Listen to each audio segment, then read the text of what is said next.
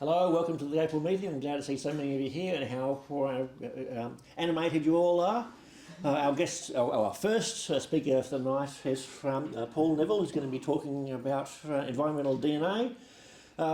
He told me before the meeting he's impressed how organised we are. Clearly this is his first visit to WACE. I'll hand straight over to you, so you've got the clicker? Yeah, I'm good to go.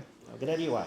G'day everyone, I'll try and put my science head on now. I've just got back from Dongro. I was fishing at Dongro about 5 hours ago, and then looked at my calendar and it said I had to be at Kings Park to present to you, so hopefully I make some sort of sense.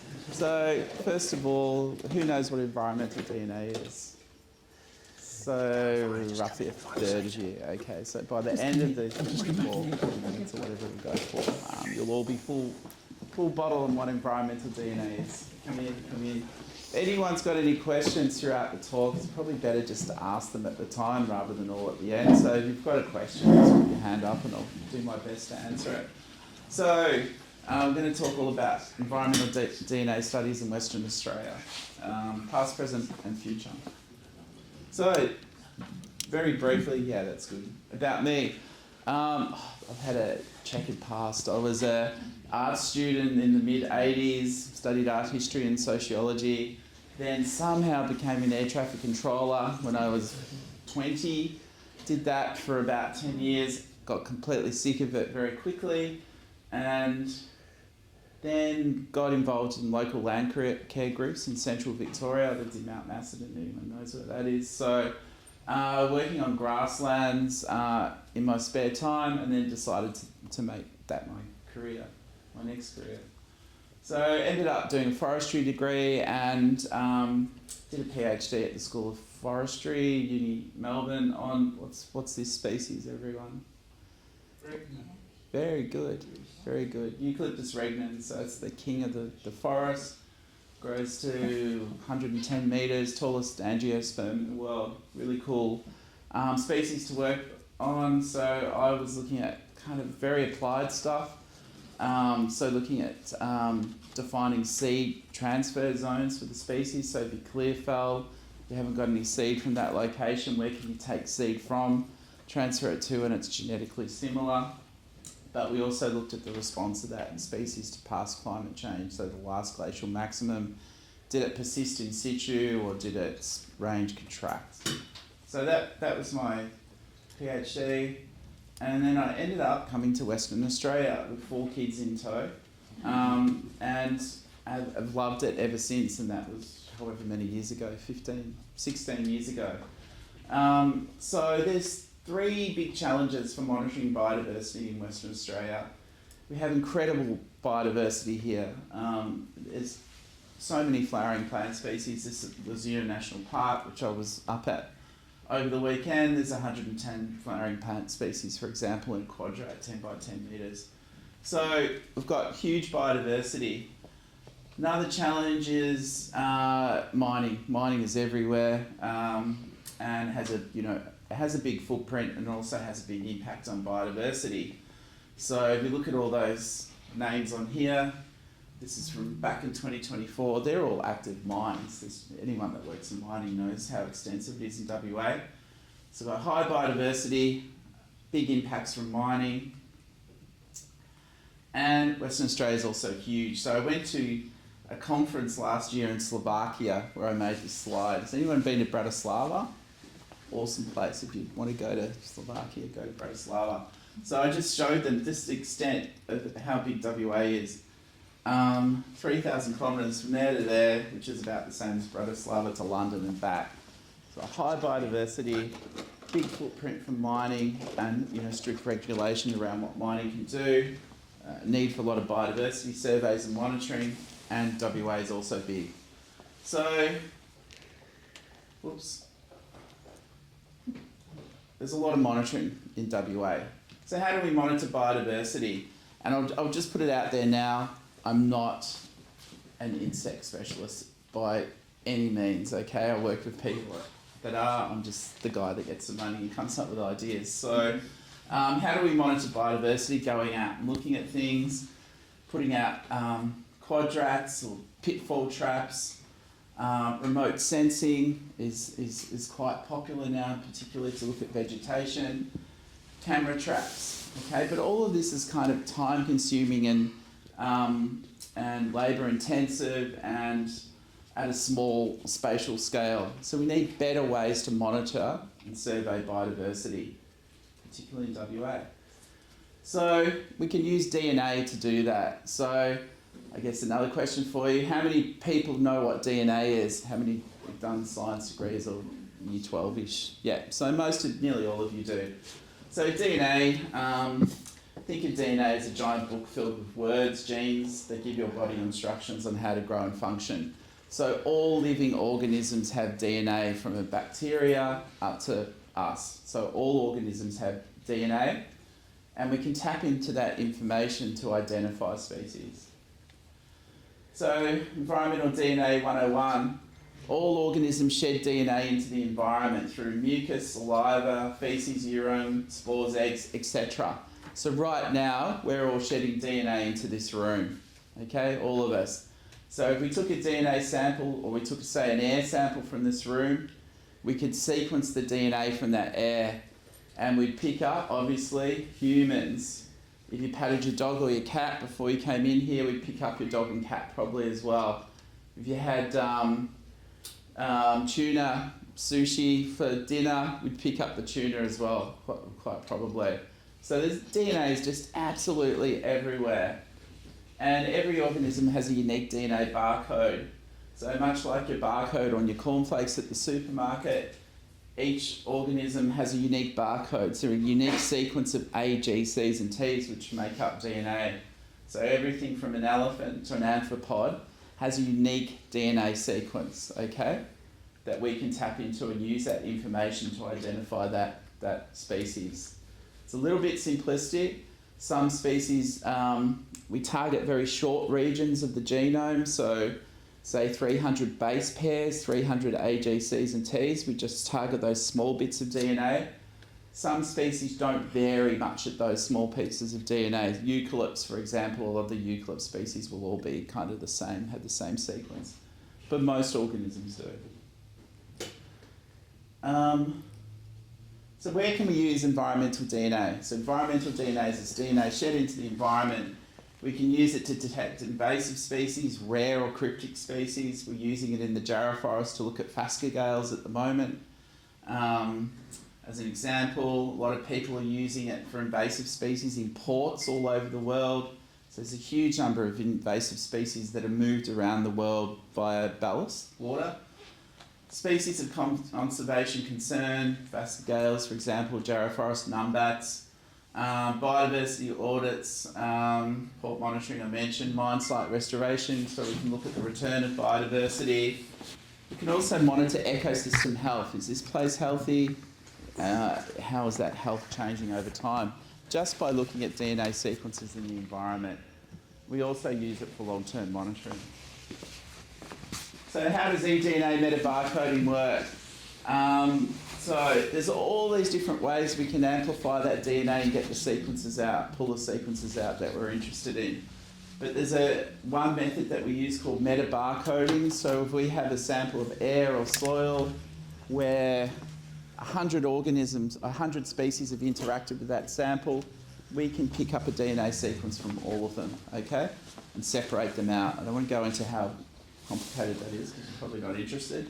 But the workflow is basically, there's a sample, we get that sample of DNA, extract DNA from it, which is much like cooking. You know, it's everything's done with kits now, like getting, your pancake kit from the supermarket, you add the water and this and that and shake it. And most of it's done on a robot. Then we sequence the DNA, so get the sequence of A, T, C's and G's. And then we blast that against a database of known sequences. So I see Brian there, we could have ant species A, we get the DNA barcode sequence from that, we put it in our database, we get ant species B, we put it in our database, and when we sequence, we can blast our sequences against that and see if we get a match against the species in the database.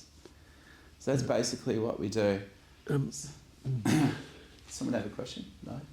Yes? I've actually got an example from your previous slide of a potentially invasive species picked up with eDNA. Yep. The crab species, Halograspis haswelli, was first detected in Coburn Sound using eDNA, and that was only a few years ago. Yep. But it's just in the last couple of years it's become probably the most common crab in the Peel Inlet. Yeah, okay, yeah. And it was first detected as eDNA. Yeah, yeah. I mean, that's a perfect example of where you could use this to, you know, get in early, find something, and then, you know, work out a management plan to get rid of it. So you can do sort of wide-scale monitoring.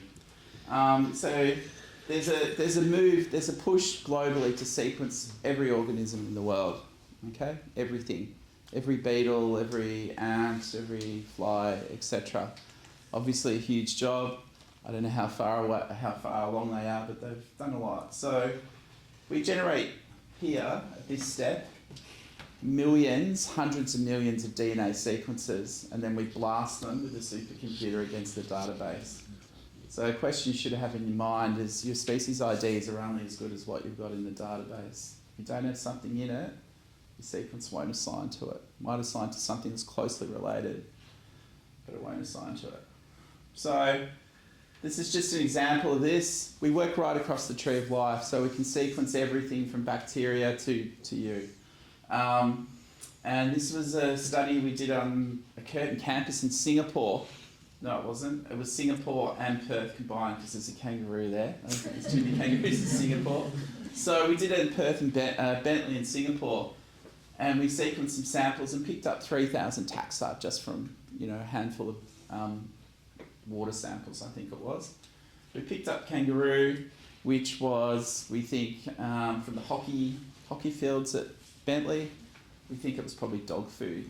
They're in dog food. So it's pretty sensitive. It's amazing. It just blows my mind that you can take a sample of air or water and pick up taxa right across the tree of life. It's, you know, it's pretty incredible. I didn't see many insects on that diagram. Were there some? I think we didn't use an insect-specific assay. So if you can think of it's like a molecular magnet that we're pulling out the DNA sequences that we're interested in. I think we just used a very general molecular magnet here. If we were specifically, we picked up quite a few. You can see them, I can show you later on, all down there. If we use just an assay for beetles, we would pick up only beetles and we'd pick up more than with just a general assay.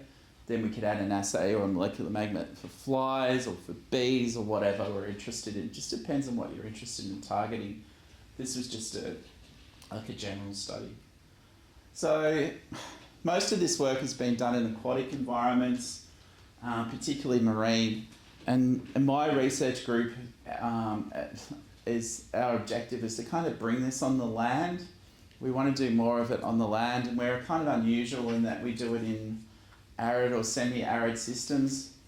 We're probably the biggest group in the southern hemisphere. In the northern hemisphere, there's quite a lot of guys from Denmark doing this, and Germany, US, but we're working in arid and semi-arid zones, so we're a bit unique. But we're trying to bring all this onto land, apply it onto land.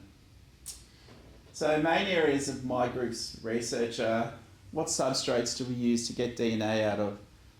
And by substrate I mean air, soil, water, plant surfaces, flowers, etc. Plant surface, flowers, plant surface, but yeah, all these different substrates.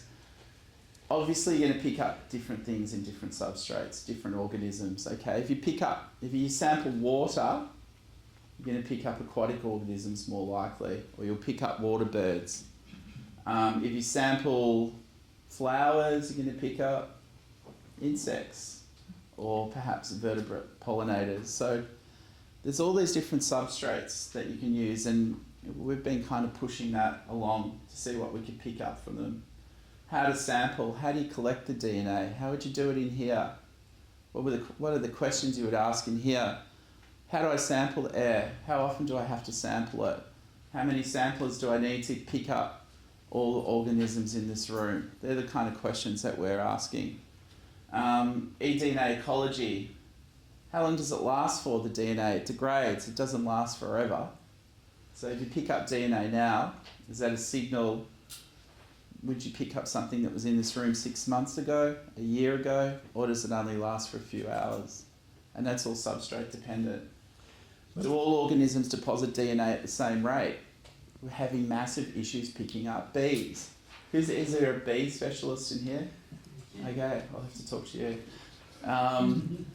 We have heaps of trouble picking up bees. We've got all these projects in Southeast Asia and we just cannot get the bees, and we don't know why. It's got something to do with their morphology, they don't shed a lot of DNA, or their interactions with flowers are too brief to deposit DNA. We're really not sure. And then dispersal. How far does that DNA disperse? So if we pick up a numbat in here, does that mean the numbat's within 5 metres, 10 metres, 100 metres, or could it be flying around kilometres? And again, that's all substrate dependent. Depends what your substrate is. Water will have different sort of DNA will have different dispersal distances in water than what it does in air, than what it does on the surface. And then we use it. I presume that if the techniques are that sensitive, you could take a carrion fly and figure out what it's been feeding on. Yeah, we wrote a paper on that, dry Andrew, a few years ago. It was maybe 3 or 4 years ago where we looked at, we sampled carrion flies, and yeah, it worked really, really well. It was good, very good. Leeches. People use leeches. I don't think leeches are so good though, because I think they only feed once and then drop off, maybe. Does that sound right? It was in leech experts. They don't need to feed often, no. So I think flies were good. Flies proved to be really good. People also look at mosquitoes, lots of different things. So let's have a look at the past and the research we've done in the past. So I was the genetics node leader for the Australian Centre for Minesite Restoration. And we looked at everything to do with minesite restoration. We looked at habitat of skinks. We used drones to monitor vegetation health and to see if we can detect particular species. Looked at how to germinate seeds, etc. Lots and lots of things. And a lot of the research I did was part of this research centre. And there's increasing interest in measuring and monitoring biodiversity because of initiatives like net positive. Okay, the developments have to be nature positive by 2030. So there's increasing interest in doing this. So what do we do? As I said, we looked at testing substrates. So we had several papers where we looked at different substrates. So we compared soil, water, plant surfaces, and something else which I can't remember. But we also collected flowers. That one's probably of most interest to you guys, and you can get that online. It's freely available. Monitoring the birds and the bees. So we collected flowers from the Helena aurora range from conservation priority plant species there.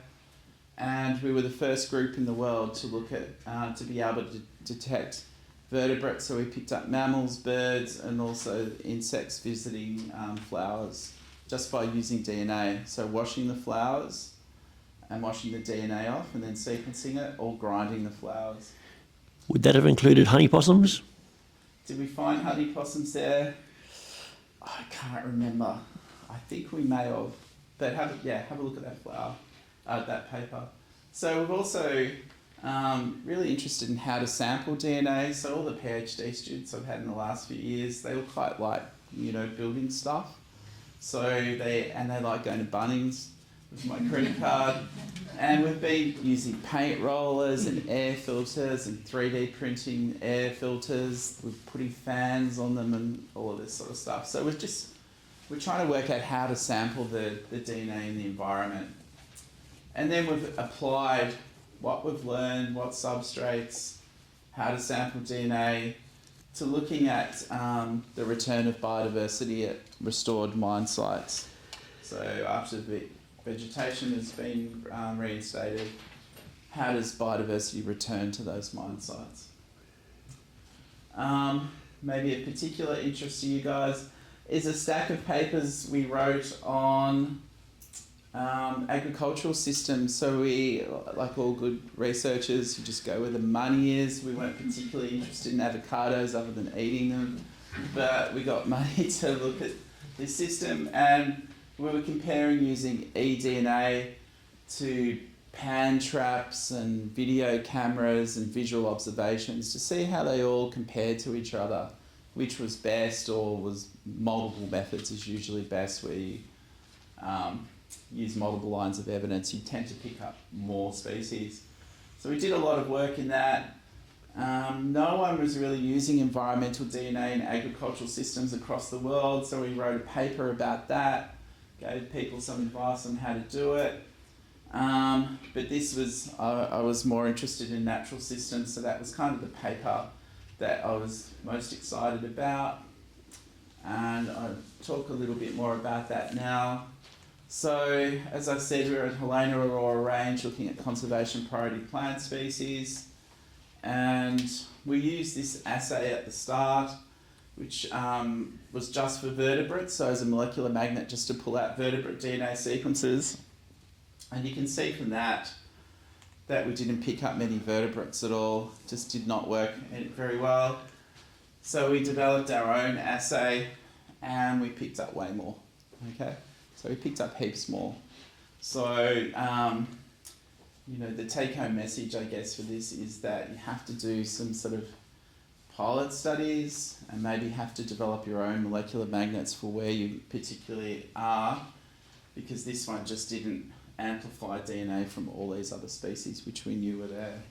Would that be because it was designed for North American families of vertebrates, or? It's very general, so you have to have a match between these two primers that bind onto the DNA sequence, and then they add the AGCs and Ts. If they're very general, so they're just going to miss a lot of stuff because they're not going to bind to the sequences. But we had to get all the bird sequences from WA that we could find and then design an assay that we knew would hit the birds. So we had to tweak that one basically. So you get what you look for. Yeah, you can, absolutely, yeah. So it's really powerful technology, but it also has issues and can give you some, false negatives, also false positives. So if you have a look here, you might not be able to see it. These are the plant species that we looked at, and you can see that where the DNA double helix is, we amplified that species. With DNA, where there's an eye, that's where we saw it, so we did visual observations of the plants, and you can see that DNA outperformed the visual observations. We had Kit Prendergast, everyone here would know Kit, wouldn't they? Yeah. So Kit did the surveys for us. DNA worked way better, okay? Way better. You're only doing the visual surveys for a short period of time, so you're only going to pick up what's there when you're looking for the 10 or 15 minutes or whatever it is. And they're still shedding DNA at night? Yes, and we weren't doing... we looked for vertebrates at night time, but we weren't looking for forensic. So you can see that DNA works way better, but not always. For this species, Eremophila postifolia, visual observations outperform DNA. So you can't get rid of the old school ways of doing this. I mean, you can, but you'll get a more complete picture of what's going on by using the old school, just looking at stuff, and then using these new methods. Is there any questions from anyone other than you? Yeah, Paul. Oh, sorry. Yeah. Thank you. Does the strand of DNA have a polarity? Does it have a left and a right that you can be sure you're reading it the right way around? It does, and yes, we can, with the methods that we use. Yeah, that's a good question. It does have a polarity. Yeah. Right. Okay. So they're complementary, the strands. So if you read one strand, you can tell what the other strand is. Thank you. So, you alluded to bias quite a bit, but is there bias in your DNA extraction methods? I mean, is it extracellular DNA? Yeah, there's bias in everything. So, like you showed bacteria, for example. Were you sequencing for both gram-negative and gram-positives, or? Yeah, the DNA extraction methods do absolutely, for bacteria in particular, really pull out certain groups more than others, and that's really well known. Yeah. But that's, there's biases introduced. The assays that you use will preferentially amplify some groups than others. So yes, there is bias in the results. Yeah. Yeah. I noticed these lists of animals. Oh, sorry.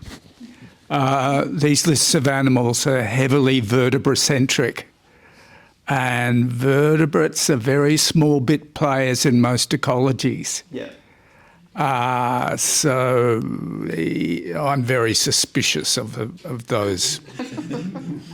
So I mean, and you can't get Apis mellifera, the honeybee. You can't get DNA if a honeybee's visited a flower. we've got Apidae species. Apidae. Yeah. Yeah, blue-banded bees are Apidae. Okay. Okay, you've got the Caletidae, Syrphids. Yeah, That's just to the family level. yeah. Right. If the DNA hadn't been added to the barcode libraries and that, it wouldn't be recognised anyway. So if you don't get a species match, it'll drop down the taxonomic level. Yeah. Okay, so most of these species that we were looking at here would not be in the database, so it will drop it back to genus or family level or even order level if you don't have that particular species in the database. Yeah. Bees are really problematic for us. They are the group that we really have trouble picking up, and we don't know why that is. We've done it. It's a global issue. People have done it all over the world and are having similar issues everywhere because everyone is interested in bees. And we think the issues are there's no bee-specific assay. There's such huge genetic diversity within bees. It's very hard to design an assay that's only going to hit bees and hit all bees. So I think the solution is to develop many of these molecular magnets across bees. So you could not have one assay that's going to pull out all bee species. It's just not going to work. You'd have to have 10 or so assays. But then there's also the issue that we're not sure if they deposit a lot of DNA for some reason. Well, I noticed this in that list. There's very few nocturnal insects, and I found as a consulting ecologist specialising in macroinvertebrates that my most powerful tool was light trapping at night for pollinators. So I can't see any there. That would be an assay issue, okay? So It's a choice issue. what do you mean? The assay may not exist for those species. Yeah, but it has to be generated somehow. Well, if that was a question you wanted to answer, then you would have to develop an assay that's going to hit them. Yeah. This study was about proof of concept that you could get bird, mammal, and invertebrate DNA all from a flower. So it wasn't a management. It wasn't answering a management question. It was just a methods proof of concept. So if you're interested in nocturnal pollinators, then you would have to design an assay and test it. Well, I'll tell you right now, most pollination occurs at night time. Yeah. And most ecologists, so-called ecologists, doesn't occur to them that's what happens. Yeah. And that's something we're well and truly aware of. Yeah. So if you're going to use these tools, you need someone with your knowledge to say, do we have an assay that's going to hit these guys? Does it work at this particular location? And then we'd have to test it. Well, Bold Australia already has a database on Australian moths. Yeah. Families, So someone mostly, could do it. but not caterpillars. Yeah, okay. So It's matching a caterpillar with a moth. This sort of assaying would be very handy. So we've often thought about that because it's it's hidden. hidden interactions and biodiversity. But it just needs someone that wants to cough up the money to do it. Not me. Not you. No, but it's a good question. So this is very much proof of concept that you could do it, and then obviously it needs further development if you want to apply it. Does that answer your question? And imagine how useful it would be to identify a gall-forming organism. You can cut off the gall and see, okay, we've got the plant DNA, but what's the DNA of the gall-forming organism inside it? So. Yeah. Good.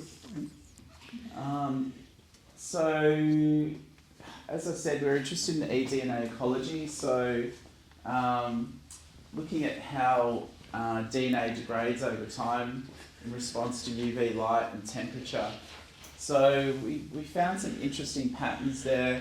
You'd also be interested to note that we couldn't pick up, so we took samples from the zoo, soil samples from the zoo, and then we extracted DNA at different time points and under different UV light levels and different temperatures. And you can see for some of these species, you can't really see from here, but we couldn't pick them up at all, even at time point 0. So the explanation for that is there's an assay issue.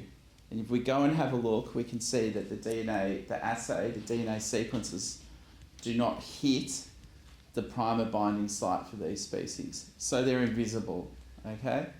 You're not going to see them. And that is an issue with the technology. But if you want to look at gross changes in an ecosystem, then it is excellent. It's an excellent monitoring tool. Or if you want to look for specific species, it is really, really powerful, but you have to do the work to develop the assays. So we've got a project at the moment in where is it? Boddington, where we're looking for phascogales. This works so much better than visual techniques. So either visual inspections of tree hollows or cameras. It just is way, way more sensitive. We can pick up DNA down to a few copies for these species, and we can really, really pick it up. But you have to invest that money to develop the assay to do it. Oops. So we've also used this for stygofauna, and this is one of the best use cases for it, I think. Stygofauna are really difficult to survey and monitor, but we've been comparing what we find by just putting down a bucket and a net with sampling water from boreholes, and we pick up way more taxa with eDNA than what we do just based on morphology. So eDNA is the blue dot, morphology is the red. So in general, we pick up more things with eDNA, but not always. And you can have a look here, Coleoptera, Hemiptera. We didn't pick them up using eDNA. And again, the reason for that is the assay, okay? It's just not hitting them. It's not that it can't, we just need to design new assays, develop better ones. So that's exactly what we've been doing. We're comparing all the assays for stygofauna from across the world and working out which ones to use depending on what your question is. Yeah. So plenty of research potential out there if you can come up with a good assay. Yes, it's got, I mean, it's not kind of like sexy science, it's not that interesting, but it's absolutely essential to go and do all this groundwork, and that's what we've been doing for stygofauna. So the present, what are we doing now?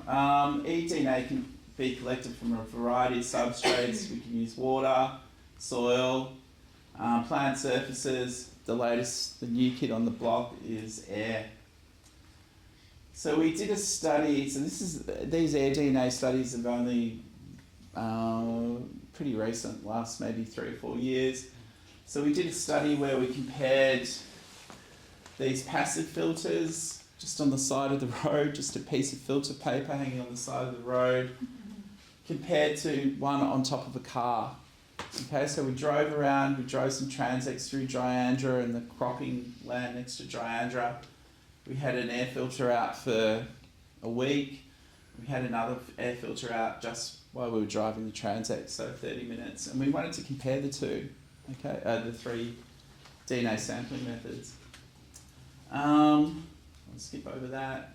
So you can see here, so we've got sample method, mobile, long-term passive, short-term passive, different land uses, crop, woodland, day 1 and day 2.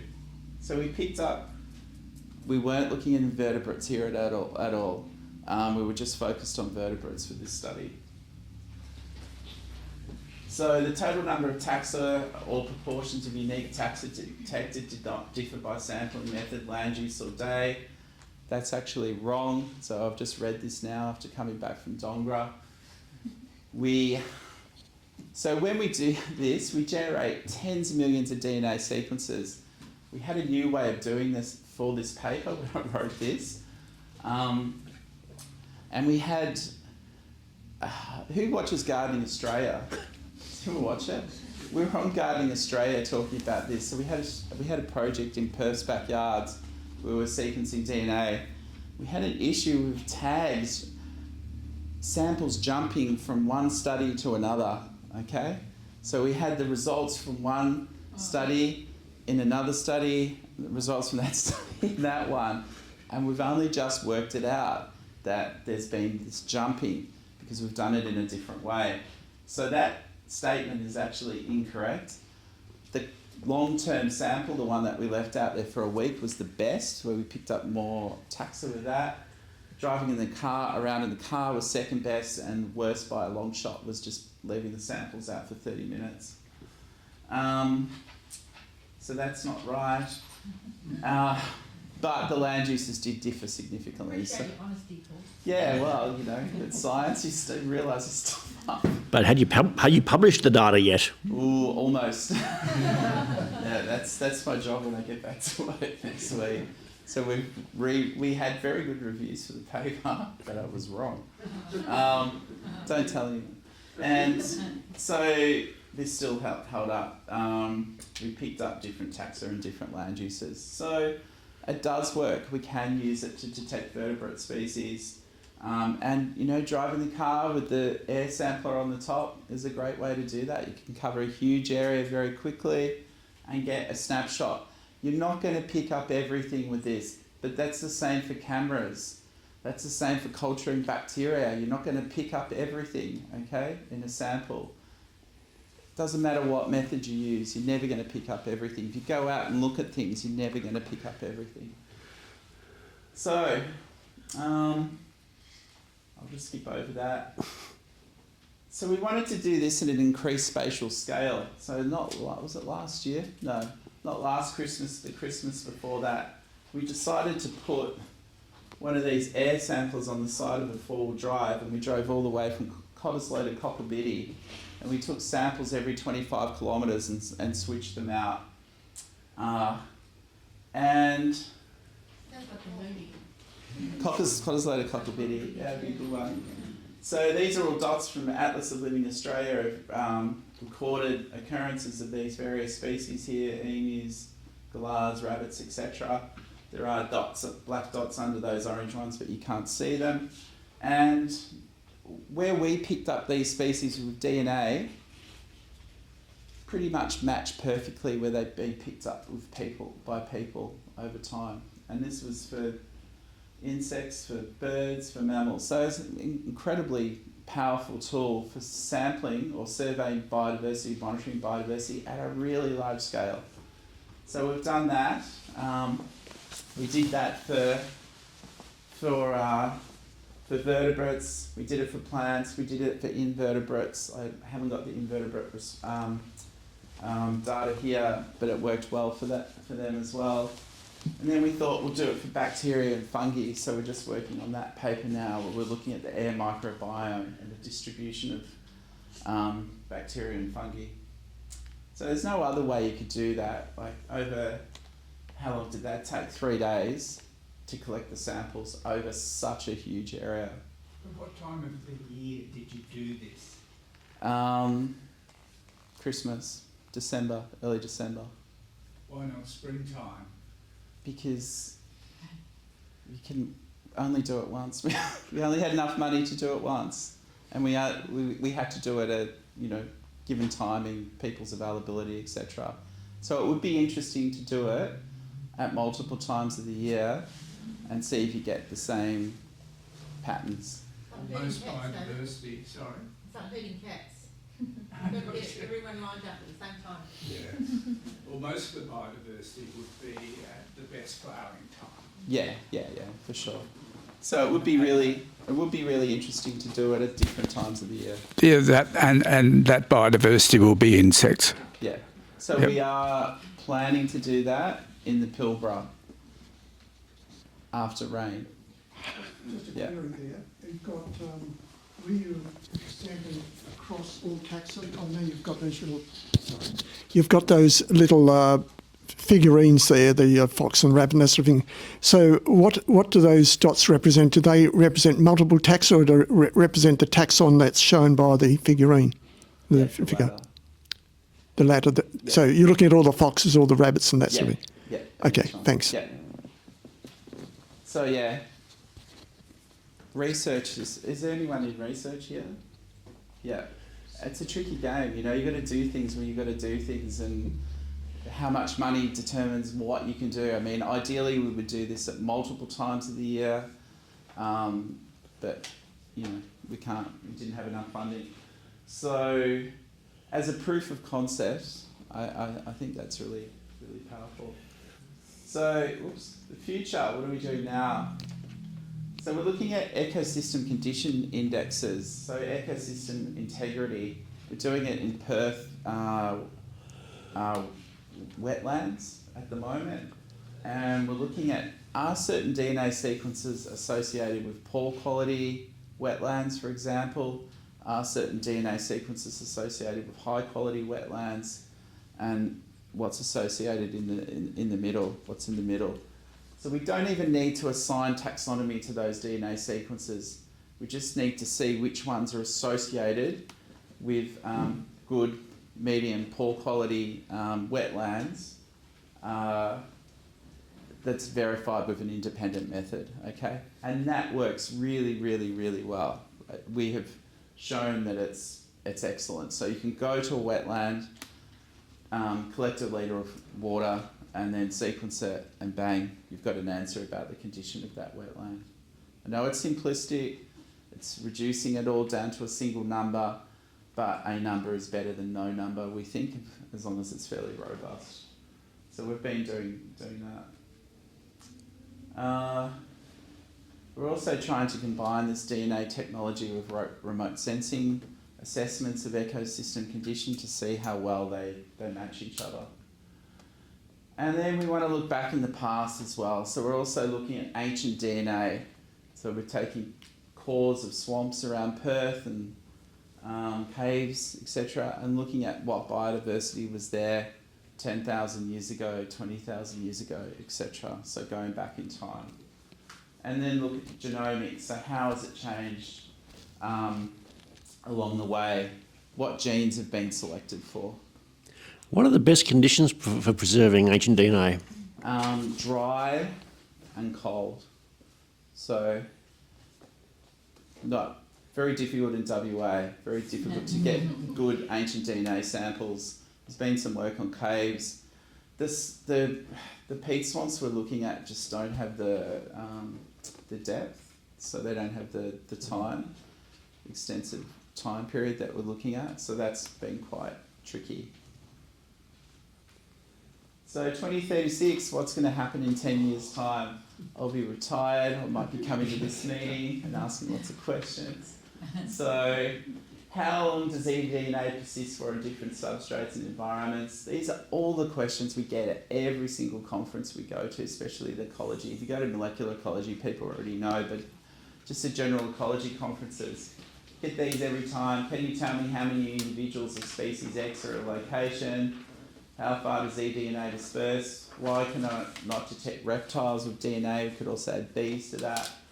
Why is DNA sequence from my target species not in the publicly available database? Hopefully in 10 years' time all those questions will have been answered. and hopefully it becomes cheaper. So I do a lot of work in Southeast Asia. This is not cheap, okay? We say it's cheap, but it's not cheap. And you know, the cost of restoring savanna and sub-Saharan Africa is the same cost as processing 2 DNA samples to monitor the return of biodiversity at that site. It's just, you know, it's too expensive still, yeah. How much does it cost to come up with a new assay for after a particular family of bees, for example? That's a good question. How much would it cost? I'd say $10,000 to develop it and test it, robustly test it. Yeah, so say 10 grand. Guesstimate. Is the price in the, like, going out and getting the samples, doing the biological stuff, the assays, or is it the computing power? So computing power is minimal. It's labour. Yeah, it's all labour. The reagents they're not super cheap, but yeah, it's labour. If only we had unlimited funds and an endless supply of grad students. Yeah, that's right. Yeah, exactly. I mean, the PhD projects in this space aren't cheap. They're like $80,000 for just the reagents and yeah, just collecting samples. Collecting samples is expensive. Just going back a couple of slides to the quality of the wetlands. Yeah. Several years ago, we had a female, a lady researcher who was using sonograms to evaluate the quality of wetlands and that sort of thing. I'm wondering if that might actually be a cheaper means, getting the sound production of invertebrates particularly and other things in that area. And with a skilled person, I'm thinking it might actually be cheaper than the using DNA methods. Yeah, yeah, quite possibly. I've heard of people doing that with soil, so they're looking at acoustics of soil to do something similar, but I haven't heard of it in an aquatic setting. But this is quite cheap, really. To survey a wetland, it would cost $1,000 plus the person's time to go and get the samples. So I don't know how well that compares to the old school method of collecting the water and then IDing all the bugs in it. That still may be cheaper, but I guess this kind of seems easier with the decrease in taxonomic expertise in Australia. Yeah. So you did a lot of comparison with sort of visual versus environmental DNA. So for land clearing, and you're working on the western phosphogule, the brush-tailed phosphogule, is that right? Yeah. So that's an endangered animal. So presumably if there's an area where it had been sighted in the past, you know, normally you go in and do a visual survey, look for nesting holes, and then that will be used to inform on whether they could actually clear the land. Yeah. So is environmental DNA sufficient evidence to actually convince someone not to clear an area if there is an endangered, or you detect an endangered animal? Because given that it could blow in, or it could, you know, the variabilities, the sort of various parameters that you have to consider. That's a really good question. I think. The great of it was because it made life a lot simpler. Yeah, For endangered species, you could survey large areas quite easily.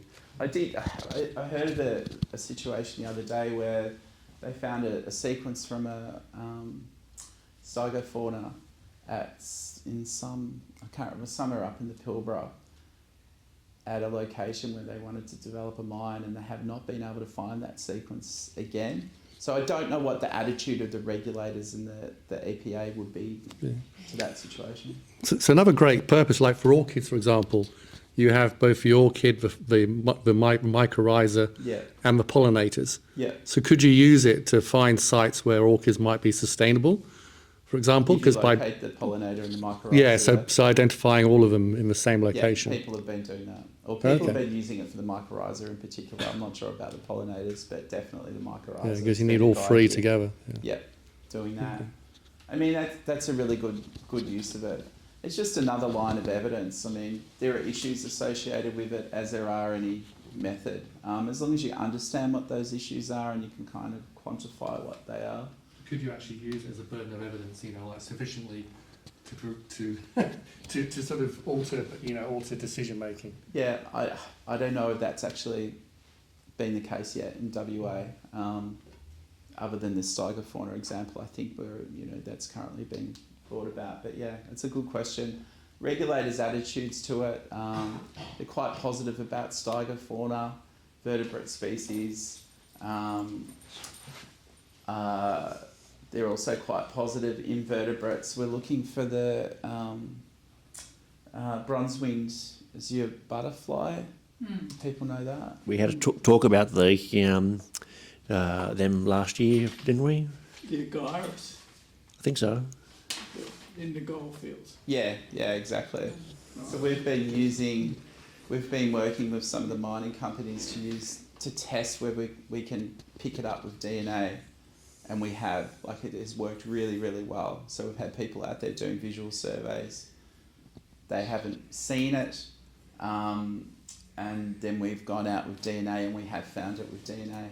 Does that mean it was there this year, the previous year, or the previous year? We don't know, but we can pick it up with DNA because we have developed a very sensitive assay for that species that only hits that species, and it's working really well. So what the regulators think about that, I don't know. It'll be interesting to see. Sorry. So some of these questions hopefully will get answered.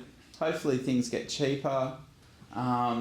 It's not cheap, but there are ways of doing it cheaply. Specifically, if you're interested in a particular species, you can design assays and use another approach where you can pick them up in the field and it only costs a couple of dollars a sample. So it's quite cheap and it's technically not demanding. So that's really exciting. Working out abundance of species is still quite tricky, but the sampling approaches and all the analytical approaches are getting better and better all the time, and it's becoming more quantitative. But again, you have to do that background work at your particular location to calibrate it. And the holy grail for us is to be able to do population genetics with environmental DNA, and that's something we've got a large grant from the Australian government to do at the moment. So can we actually identify how many individuals and what is their genetic diversity and relatedness to that population over there? So that's something we're working on. Hopefully we'll crack it by 2036. A lot of this has been methods development, even though it's been going for 7 years in terrestrial systems.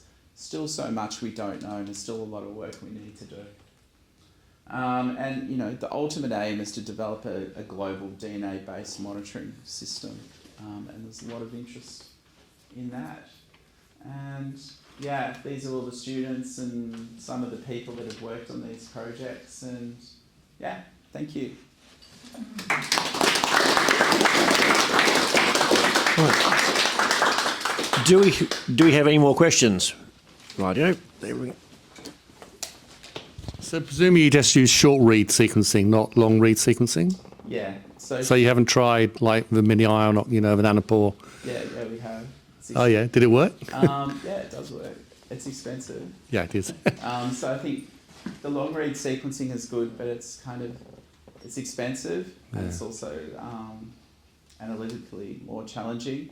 So PacBio is SQL, technical stuff, but nanopore, yeah, we're using all those things at the moment. So we like to look at the smaller fragments because DNA breaks up. You've only got little chunks of it. So if you're looking for great big fragments, you're probably not going to pick them up. But now we're trying another sequencing approach, which is shotgun sequencing.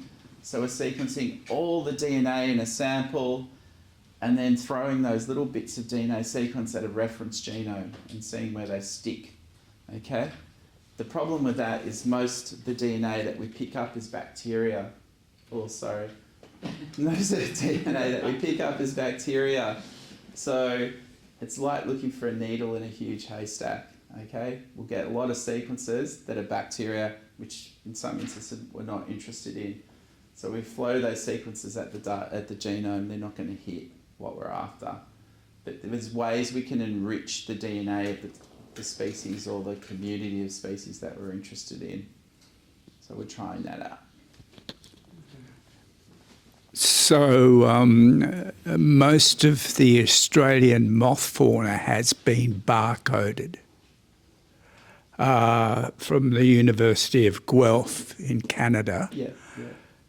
And an Australian researcher has extracted all the Australian material out of that considerably huge database and created Australian bold online, so to speak. So, but we're in this situation with the metamorphic insects where we've got the adult, but we haven't got the larva. Yeah. So how does a person in your situation view such a bias? Well, we've not been interested in moths, so that hasn't particularly worried This us. is extremely problematic because I'm doing a project with a member of this group, and we have, I'd say, tripled the species count of moths, Western Australian moths for this state. So there's a lot going on out there, not only in species biodiversity, but hopefully the younger crew present in this space, in this time, will do the assays and squash some caterpillars. It's a lot of people are not in research. They're not interested at populating databases with DNA sequences, even though it's building that infrastructure is absolutely essential. It's not. It's like taxonomy. It's not sexy science. It doesn't get grants. It doesn't get highly cited papers. So people tend to avoid that space. I led a project 10 years ago now. We were trying to sequence all the plants, all the genomes of plants in the Pilbara, and it was just really hard to get funding for that. But there are initiatives now in Australia to sequence everything. So, yeah. So I'm just curious. You said you work with a sort of mine site restoration. Have you ever come across a mine site that's actually been restored to anything near what it was before the mining? I mean, just curious as to whether it's even feasible, because obviously the blurb is always about restoring it and it's, we're going to go away, but they take away the minerals. And of course that changes the composition. Yeah. So I'm just curious as to whether you've ever seen a site that has actually come even close to being restored. No, okay.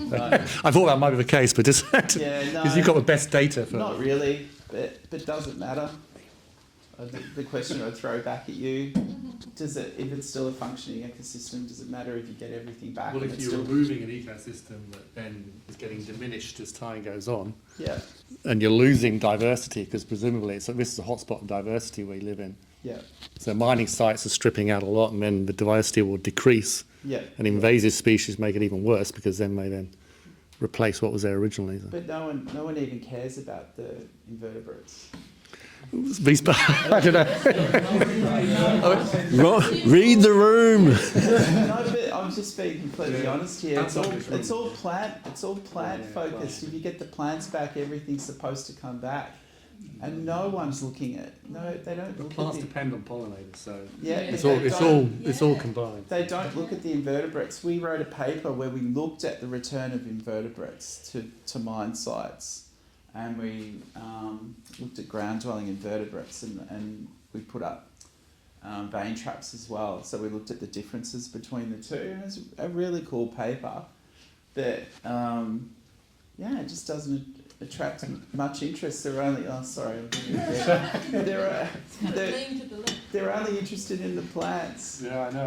Unless it's all related though. The microbes spiders, they get some interest in the bronze-wing azure butterfly or whatever it is, but no. Will you be pleased to know when we set up the criteria for the completion of the restoration / rehabilitation of the row 8 area after it was unceremoniously cleared. We included invertebrate assessments as part of the completion criteria. Yeah, I mean that's great. They Because should be. I'm not we're nerds. saying they shouldn't be included at all. Don't. I'm not saying that, but the regulators are very much focused on plant, species composition and cover, and which is habitat for vertebrates and invertebrates. Anybody else? Okay then. Right. Thank you very much.